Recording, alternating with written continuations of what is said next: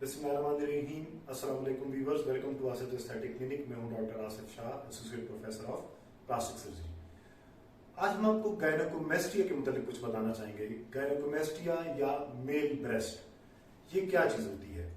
होता यह है कि हर मेल में जब जवानी या प्यूबर्टी का टाइम आता है तो ब्रेस्ट या निपल के नीचे कुछ गोले से बन जाते हैं, जो कि नॉर्मल हर मेल उसमें से गुजरता है। ये प्यूबर्टी का नॉर्मल प्रोसेस है। ये जनरली 2-4 साल में खत्म हो जाते हैं, इनकी कोई वजूद नहीं रहता। कुछ लोग बदकिस्मत होते हैं, उनमें ये चलती ही रहती है और थ्रू आउट कंटिन्यू करती है। इसकी 2-3 टाइप्स हैं। एक तो ये है कि सिर्फ निपल के नीचे छोटा सा एक दाना हो, दूसरे एक निपल से थोड़ा सा बाहर चला जाए, और एक ये है कि फुल चेस्ट को या आपके स्पेक मसल को कवर कर ले। फिर फर्दर ये है कि वो एक्सेला में भी या बगल में चला जाए, जिसको एक्सेलरी टेल कहते हैं। तो ये इसकी 3-4 टाइप्स हैं। ये स्टार्ट में फैट होता है या चर्बी होती है।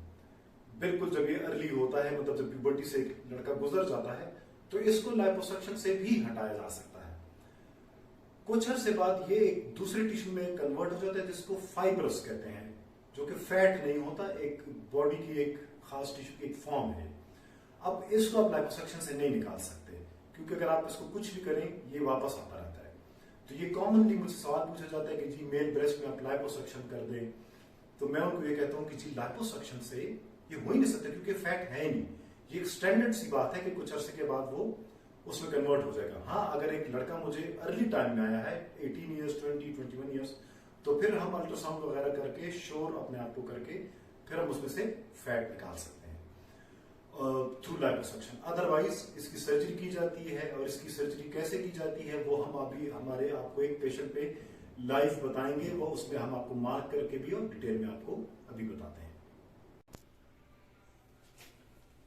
ठीक है, अभी हम एक लाइव पेशेंट पे आ गए हैं। आप देख सकते हैं, दिस आपको मैंने जितनी कैटेगरीज बताई थी, तो ये अंडर निपल नहीं है, ये तमाम पेक्टोरालिस मेजर मसल के ऊपर आ गया है, जो कि इसको टाइप 3 गायनेकोमेस्टिया बनाता है। लेकिन इसमें अच्छी बात यह है कि एक्सेस ऑफ स्किन नहीं है। अगर स्किन लटक जाए तो फिर हमें जिस तरह फीमेल में ब्रेस्ट रिडक्शन होती है वैसी करनी पड़ती है। जनरली ये फाइन है। अभी हम इस पेशेंट को मार्क करना चाहते हैं कि हमने इसको ऑपरेट कैसे करना है। तो फर्स्ट ये है कि हम इसका एक्सटेंट इसकी मेजर कर लें कि इसकी एक्सटेंट क्या है। तो ये आप देख सकते हैं, जो इसकी फैट की एक्सटेंट है, हम सबसे पहले इसको पिंच करके देखते हैं। तो पिंच हमें एक्यूरेट बताता है कि कहां पे एक्सेस है। तो ये हमें 4 पॉइंट एक्सेस के मिल गए हैं।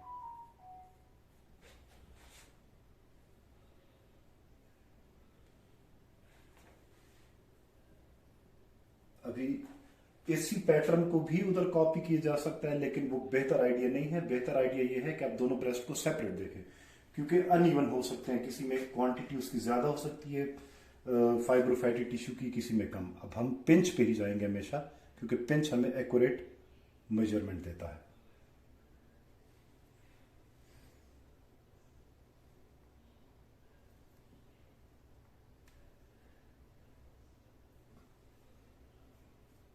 तकरीबन ये मोर और लेस अलाइंड ही है आपस में, ऑलमोस्ट सिमेट्रिकल है ये सारा।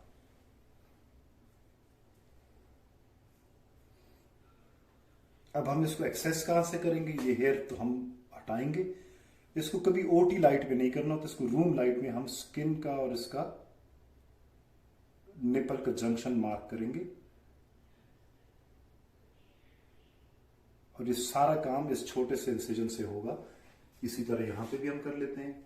तो ये जब प्रैक्टिकली आप इसको 3-4 महीने बाद देखेंगे तो आपको यहां पे कोई स्कार कुछ भी नजर नहीं आएगा।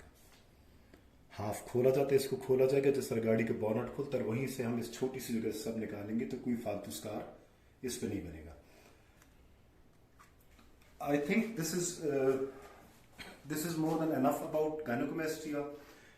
ये आपको एक बेसिक इन्फो जितनी चाहिए थी वो आपको मिल गई है। और if there are any other questions, वो आप हमसे कमेंट्स में दिए हुए नंबरों पे, हमारे वेबसाइट्स पे, और आप उन पे डिटेल्स को देख सकते हैं। बहुत बहुत शुक्रिया। अल्लाह हाफिज। प्रोसीजर के एंड पे तमाम फैट्स के निकलने के बाद आप देख सकते हैं ब्रेस्ट बिल्कुल फ्लैटन आउट हो गया है। और इस तरफ भी चले जाएं, फाइनल क्लोजर आप देख सकते हैं, ये स्टिचेस की लाइन है जो कि ऑलमोस्ट बिल्कुल गायब है और इसमें आपको नज़र ऑलरेडी भी कुछ नज़र नहीं